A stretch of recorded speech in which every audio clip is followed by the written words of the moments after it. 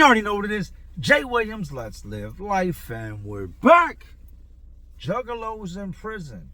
I've had this question asked a lot. Did you ever come across any juggalos, meet any juggalos, meet this type of dude, that type of dude? It kind of applies to all types of dudes because I get a lot of different questions, a lot of different requests. Yes, I've done time with dudes that were juggalos, several. But today we're going to talk about Juggalo Frank, a white dude that stood on nothing but business. Couldn't win a fight to save his life, but you know what? Frank was going to go. Now, I didn't even know what a juggalo was at this point. This dude had to explain to me what the whole juggalo movement and horrorcore rap and insane clown posse, all that was. I think I had heard like ICP mentioned in an Eminem song, but I didn't know anything about their music. I mean, like when I left the streets, I didn't hang around anybody that would have listened to that type of music. Let's just be real. But yes, I did meet juggalos along the way. And today we're going to get Frank's story. The dude that just fought time and time and time and time again, only to lose time and time and time and time again. But even with all that, he was respected a lot more than most dudes in there. Because no matter what, no matter who, he was going to go. So that's what we're doing today. We're covering the juggalos in prison. Juggalo Frank, the time I did with him, and his get down. How he got down. Some dudes say you're going to get down and you're going to lay down. Frank wasn't going to never lay down. He was going to get down every single time. Whatever may come with it, comes with it. But enough of that anyway. Let's get into the story. Y'all know how I seen it. You know how I lived it, so let's relive it. Now, like I said, prior to prison, I didn't know what a juggalo was. I didn't know what the hatchet man was. I didn't know none of this. When I left the streets, it was more D Block, G Unit, state property, like Dipset. That's the type of stuff we was on. That's what we was listening to. We wasn't doing all the Hatchet Mans and the ICPs and all the other spinoffs that come in. I mean, I've looked into it now, so I know a little bit more, but I didn't know anything about that. But what I did see upon going to prison is different dudes with this little Hatchet Man tattoo on them. I'd seen this thing on dudes' faces. I'd seen it on their heads, arms, legs, backs. I've seen the Hatchet Man time and time again, still not really knowing what it was. Now, I've told y'all in the past, my hustle in prison was tattooing. I had many hustles in prison, but my biggest hustle, the biggest payer, the one I made the most money off of, was tattooing. If you're the tattoo man in prison and you're a good tattoo man, you should never have to pay for a tattoo. Other tattoo artists are going to swap out with you. You don't pay for tattoos when you run tattoos all day. You don't sling ink all day and then go pay for a tattoo. Nah, you're going to swap work with other artists. I'm heavily tatted. And all that came from dealing with other tattoo artists that I tattooed. This is where I meet Juggalo Frank. Frank had been in the pop for a while now. And I remember when he first started tattooing, he was eating dudes up. When I mean eating dudes up, if you tattoo in the same spot for too long, it's going to hamburger the meat. The meat is just it's going to butcher the meat. It's going to create a wound. He was doing tattoos and dudes were getting mad. And this is when I started to figure out who this dude was. The first time he beat one of these dudes up. How do you mess somebody's tattoo up and beat them up? But he does this tattoo on this dude and he digs this dude up. Dude comes to me, hey, does this look infected to you? I don't get in the middle of that type of stuff. Because if I give him my opinion and then he goes back to this dude and says, well, Jay said, just like that. And I'm in the middle of some shit. Yo, dude, that tattoo said you talking bad about the tattoo. Dude brings it to me. Man, does this look infected? Does this look messed up? And I looked at it. I said, I don't know, man. Put some ointment on it. And he rolls up. He keeps asking dudes and asking dudes and asking dudes. I'm in my cell and I'm sketching up this piece for this dude named Jersey that I was tattooing on that was constantly getting tatted. So I'm sitting at the little table and I'm tracing the back of the pad and with the blue ink pen, skirt, doing what I'm doing, holding up to the light, tracing so I can transfer that to the dude Jersey's skin. Then I hear all hell break loose. Get up from the table, I go look out the door, and Frank is snatching this other dude, this tall white dude, into the cell. Next thing I know, the door closes and you hear him in there. Other dudes act like that nothing's going on. Guards in the booth doing what she does. Frank is in there dogging this dude out. Because this dude just went around talking about his tattoo work. Oh, he messed, and dude was talking crazy. Man, I just want to know if he messed my tattoo up. If he messed my tattoo up, we're going to have problems. This type of stuff that he's telling dudes. Frank drugged this dude in the cell, and they go to rumbling. After about 3-4 minutes, the door pops. Dude comes on out. Lumped up here and there. He's got bruises and nicks on him. Damn, Frank whooped him. Frank comes out the cell, and his eyes sitting on the side of his face like he got kicked by a horse. I don't know if Frank just couldn't take a punch, if he had sensitive skin, if he bruised easy, what the case was. Dude had lumps and knots on him, sure enough. Frank lumped him up. But Frank comes out and his eye is just, it's smashed, closed shut.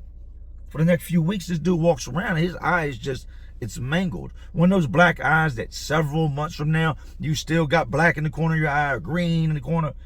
He had one of them black eyes. From watching Frank drag the dude into the cell, you were convinced that Frank was about to hurt this dude. But dude ended up getting off on Frank in that cell. Told other people, Frank said, you got it, you got it. He got up, he hit the button, and he left up out of there. Frank comes out there, just, big old nasty eye on him. Now, at this point, I hadn't really had any dealings with Frank. I think he had come to me a couple times, asking me if he could buy some ink off me. Come to me a couple more times, do I want to buy some soot? But we had never had no real dealings like that. Now, even with Frank losing that fight, he gains respect from the other inmates. He's not going to just run his mouth. He's not snatching ass. He's not selling wolf tickets. Like, if shit pops off, he's going to go. Nothing happens with the fight. Time passes on. We go forward 8-9 months from that initial fight. His eyes healed up. That's dust in the wind. He got to fight with another dude upstairs. That's behind us. He's gotten nice with that tattoo gun. He's really like, he's learned. A lot of tattooing in prison is just, if you don't have somebody to teach you how to whip shade and pepper shade and do all these different things and lay your lines. If you don't have somebody to teach you, it's trial and error. And nobody had taught this dude. He was more or less, he had doodled on himself and doodled on his cellmate and then got to where he could charge other dudes to do it. But he had gotten nice with the tattoo gun. To the point that some of the work I was seeing on other dudes, I'm like, yo, come here. Let me see that. I get to looking. Frank did that? Damn. Dude has stepped his game up. So I want this logo put on the back of my neck. I have the state property logo, the SP, on the back of my neck, right in the center, right on the bone on the back of my neck. Whoever's going to do it's got to have a very steady hand and be able to cut very clean lines. It's got to be very symmetrical. If you're off on so much as one line, the tattoo isn't what it's supposed to be. I continue to see good work this dude is putting out. I push up on him one day. I say, hey, Frank, let me holler at you. You think you can do this? I looked at it. He said, yeah, who wants it? I said, I want it. He said, word? I said, yeah, I want it on the back of my neck, man. I need to put that right here, the SP, the state property logo. Yeah, I got you. I said, what you want for it?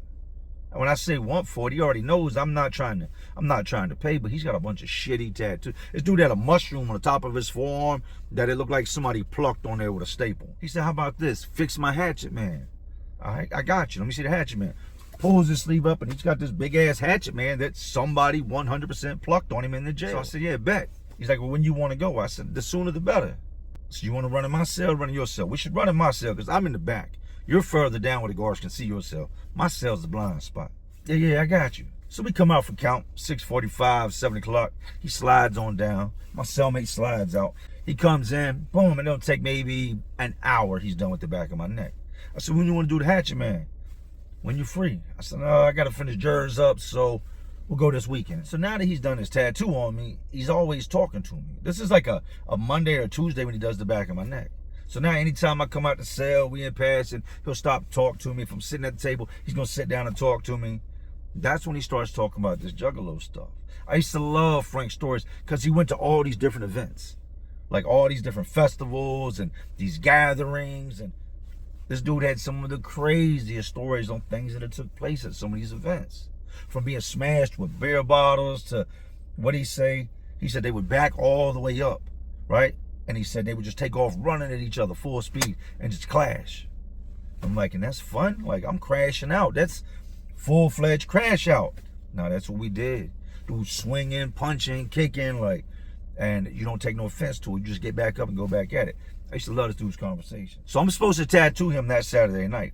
That Friday, he gets into another altercation. So we're supposed to tattoo that Saturday. He's supposed to come in. I'm supposed to tattoo up his arm. That Friday night, we go to Commissary that day. You got all these dudes out there mealing up. Everybody's at the table cutting up their food, mixing their food, putting stuff in bags. I need next in the microwave. Hey, let me get some hot water. That whole procedure. He gets into it with this dude behind the microwave. I don't know what they said. I don't know what happened. I'm in my cell watching television. It's a little bit later that night. I think it was like 8:30, 9 o'clock. And once again, I hear commotion. But this time, it didn't go to the cell. This time, it was right in front of the guard's eyes. He's out there fighting this blood dude. Now, Frank did not discriminate. Juggalo Frank did not discriminate. Big, tall, fat, skinny, white, black. He did not care if you made him mad. he's gonna dig in your mouth quick, fast, and hurry. He gets to rumbling with this blood dude in front of the microwave. The other blood dudes at the table run up, they jump on him, they bank him. And I'm not gonna lie, he lost, but he held his own. They didn't drop him. They backed him up to where these two payphones were on the wall. This dude's back hit the payphone, and he just kept thumping. They just kept tagging him in that square head of his. Bong, bong, each side from the front to back. Gets to fighting over the microwave. Him and these blood dudes now go to the hole. I don't even think he cared that dude was a gang member. He knew he was going to get jumped the moment he stole on this dude. Or maybe Frank's brain was just hardwired to where he didn't think before he did things. Whatever the case is, he pops off in his blood dude. They jump him at the microwave. The people come in. Everybody locks down. They take them out. We end up staying down the rest of the night. Dudes are mad. Hey, my food's on the table. Let me out to get my food. I ain't get to finish making my food. We're locked down for the night.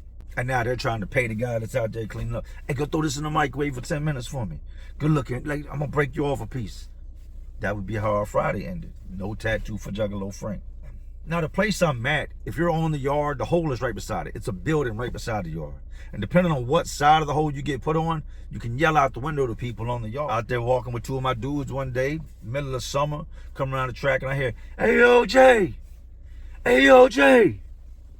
So I stop, I look around. Hey, it's me, Frank. Hey, they told me to let me out in 21 days, man. 21 days sanction, and I'm up out of here. I said, that's what's up. Hey, how the tattoo heal up? So it's good. We all good. I'm going to get back over there, man. I need you to do that. Holler at me if you get back over there. I got you. All right, bro. Hey, don't find such and such. Tell him come to the fence and holler at me. All right, I got you. Now, here's what I understand, and here's what I know to be true. You stole off on a gang member. Got jumped by other gang members. You're coming out the hole, and hey, I salute you. You're supposed to come out the hole. Don't do that checking in. Don't do that PC shit. Don't do that scared. You're here. Whatever's going to happen to you is going to happen to you. But I promise you that'll be over before the name you make for yourself for running to the police, or the name you gain for being a rat or PC or scared. I can promise you the ass whooping will be over way sooner than that reputation you're about to gain if you check in. Frank holds true to his word, comes back out to the yard. At first, he's upstairs. I'd see him, and this is fast forward a couple weeks. I'd see him on the yard, and hey, I'm going to slide downstairs. We got a new officer in the booth, but if you can slide it, you can make it happen. Come on, I got you. Somehow or another, he hollers at somebody and gets moved back downstairs into the pod. Now, here's the problem with that. At this point in time, this pod is gangland. When I mean it's gangland, it's gang. Everywhere you look, dudes are squatted up at cells, sitting out at the table. It's like, dudes are always deep. You'll see 6, 7 dudes in one cell at a time, and they're smoking, and they're drinking, doing the things we do we're not supposed to do in prison. There's a lot of bloods in this pod. As a matter of fact, the head blood on the compound, not gonna say his name, at that time was in this pod. Surprising enough, hadn't nothing happened to him upstairs. Been on the yard several times, hadn't nothing happened to him. But the moment you move back into a pod, and you got to face dudes that are part of that set, even though there's dudes upstairs that are part of that set, these dudes were in here when you caused their homeboys to get locked up, when you crashed out causing them to lose several of theirs, they will start to feel some type of way. It's early one morning, right after chow time. And here comes Frank, dragging his bags through the front door. Dudes yell at him, hey, no, start yelling out to him that know him. But you look over and you see these blood dudes, and they're just not feeling that he's back in here. And they had some youngins at this time that were on go mode. I'm talking boys 19, 20 years, that they got more time than they've been alive. Some of these youngins, multiple life sentences, have taken lives. A lot of them are scared to fight unless they jump you. You can see right out the gate they're not happy that he's back in here. And I got nothing to do with none of that. I'm a businessman. I'm a tattoo. That's what I do. Gang members get tattoos. Juggalos get tattoos. White dudes, black dudes, Spanish dudes, whatever you want, I got you. As long as it's not racist, I'm gonna put it on you. And I was also not big on doing face tattoos unless you already had one. If you didn't have one, I'd usually try to talk you out of it. But I'm an equal opportunist. Like, I'm gonna lay that ink. That's what I do. So he gets settled in. At first, there's no problems. A little bit later, evening comes to me, goes, so what's your schedule looking like? When you can get me in to do the hatchet, man? And that's my word. You did the tattoo. I'm gonna take care of yours. Now, at this point, night rec had started, which means you can go outside from like 6:30 to 8:30, sometimes right till 9. And it be just nice summer nights. It's dark outside. You got the prison yard spotlights on. Just walking the track, man. Just walking the track. But it was just something about night rec. It's almost close. It's like the closest you'll ever feel to being free while you're locked up is being out there underneath them stars at nighttime. Real facts. So I tell him, I said, we got night rec now, but I owe you. Let's go ahead and knock this thing out. We'll do it tomorrow night. I'm not waiting 4 or 5 days like last time because your ass is unpredictable. And once again, you can still see some of the marks in the corners of his eyes from that last ass whooping he took. Following day rolls around, he comes to the cell, we sit down, I take his hatchet, man, I take a good look at it, I'm like, oh, what did they do? Like, he's like, bro, we didn't really have no stencil, no nothing, dude just kind of drew with an ink pen and then plucked it. This shit is raised up over his arm, it's like Braille, you can feel it, it's so thick. So I draw an outline around what's already there, make it bold lines, thicken them up, boom, I knocked the hatchet man out. That shit looked a million times better than what it did prior to him coming into the cell. Big facts. Now, he's only been in here a couple days at this point. Everybody can feel the tension in the air. We don't know what's going to happen. We don't know if when it comes store day, they're going to wait for canteen. Because a lot of times, if dudes want to move on you, they'll wait till commissary. So they can beat you and rob. A lot of times, these dudes want to leave with something more than just a point. Like, we're going to whoop your ass. We're going to take your TV. We're going to take all your food. We're going to take your hygiene. We'll take anything in here you got worth value after we whoop your ass. Frank was not a scary dude, man. And like I said, big salute to this dude. He was not a scary dude. The dudes he hung out with were super scary. They were not going to go for Frank. Dudes that even told Frank, look, don't be bringing that dumb shit over here. Like, you bring it over here, you're going to have to deal with it. Because you're not getting us drugged into getting beat up by all these guys. We're just trying to chill. Leave us out of it. I didn't know what the holdup was. It's been damn near a month now. And y'all ain't got no get back. He popped off on one of y'all, and I've seen this happen too many times. They're not going to just let this ride. What are they waiting on? The whole time all this has been going on, they've been going to the fence and hollering at their homeboy, the one that got stole off on in the microwave area. He's telling them, nah, I don't do nothing. Wait till I get out the hole. I got like 7 more days left. Wait till I get out the hole. If I don't end up back over there, y'all can take care of it. But as long as I come back over there, let me take care of it. So the whole time I'm watching, thinking that things just taking longer than it should be, they're actually waiting on this blood dude to get out the hole so that he can be a part of them mobbing down on him and beating him up. Now, I feel like they knew they had to jump Frank. I 100% feel like they knew they had to jump Frank.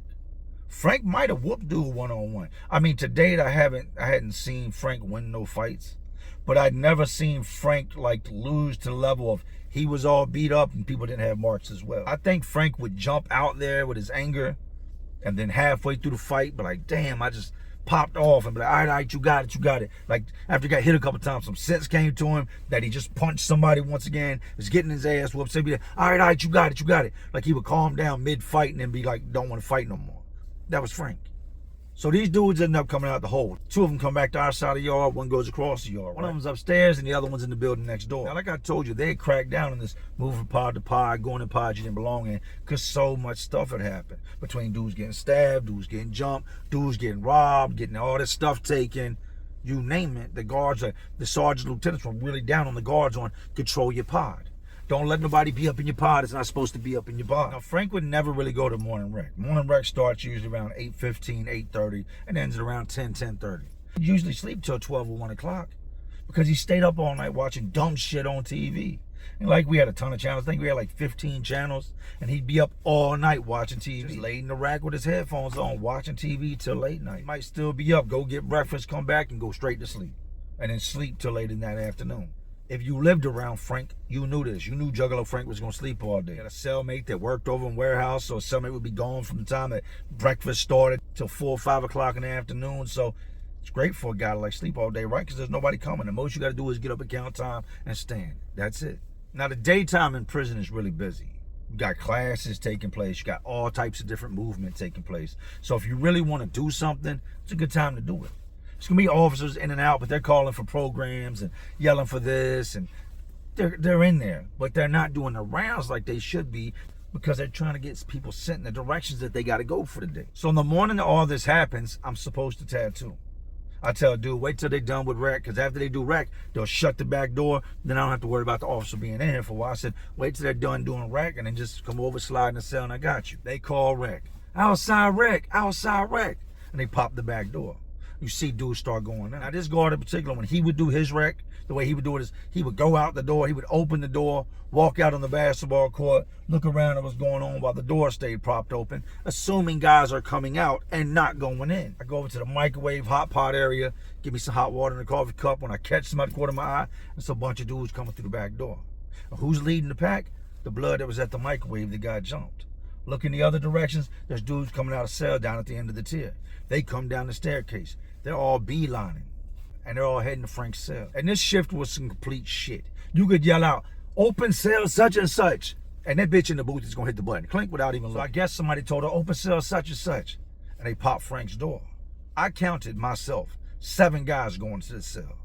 You're talking, this is a cell that is 6 by 9, with that many people in it, plus the person that lives in there, plus the toilet, the countertop, the 2 stools mounted to the ground. That's not a lot of space for this many dudes to go at somebody. They run up in Frank's cell, and all you hear for the most part is them talking shit. Get your bitch ass up. What would you say? Da da da. Just running their mouth. A lot of crazy shit coming out their mouths in the midst of them attacking him. He's laying in his bed, lacking, in a pair of white boxers and a white t-shirt, and they're on Frank. Fucking Frank up. This would go on for better part of probably 4 minutes, man.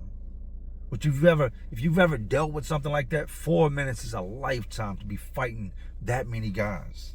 But this and I can't even say fighting, being attacked by that many guys. Because there's no way he could do but so much. And they're massacring Frank.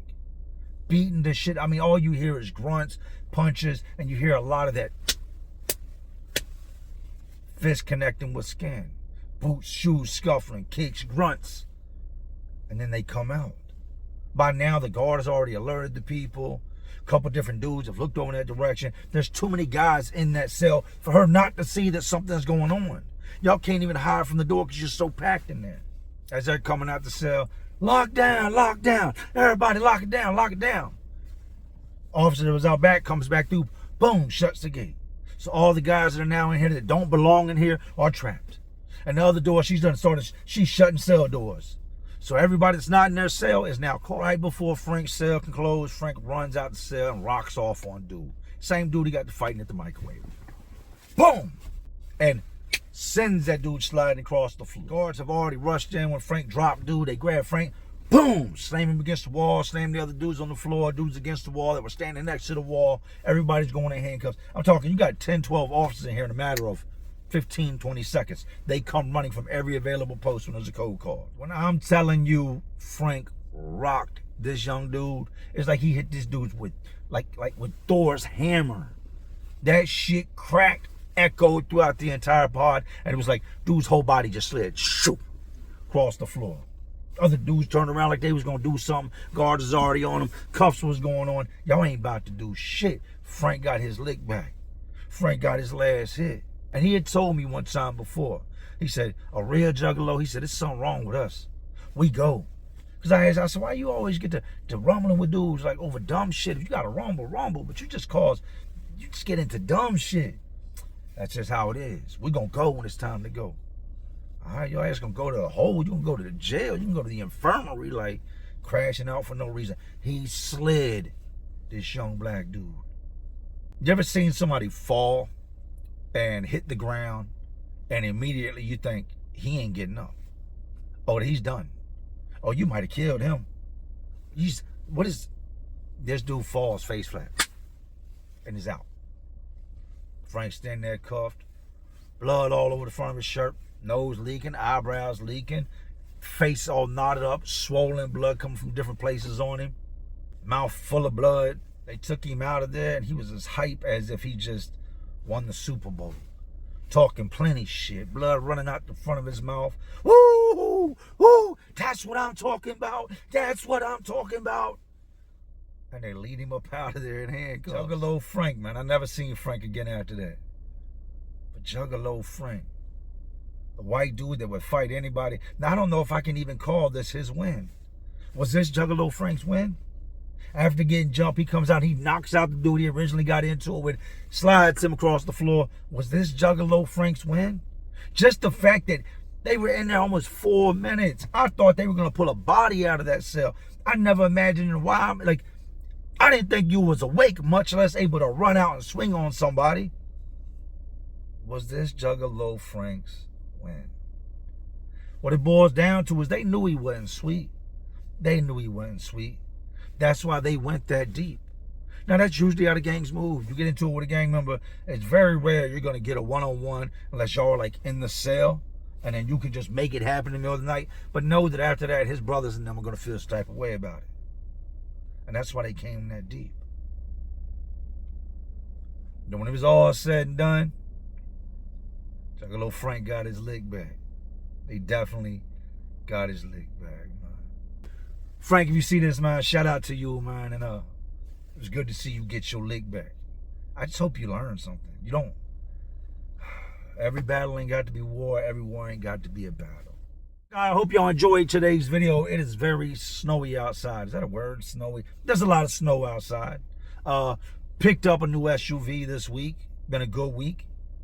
Happy to get this video out to y'all. And I hope that y'all are out there and you're enjoying yourselves and being safe.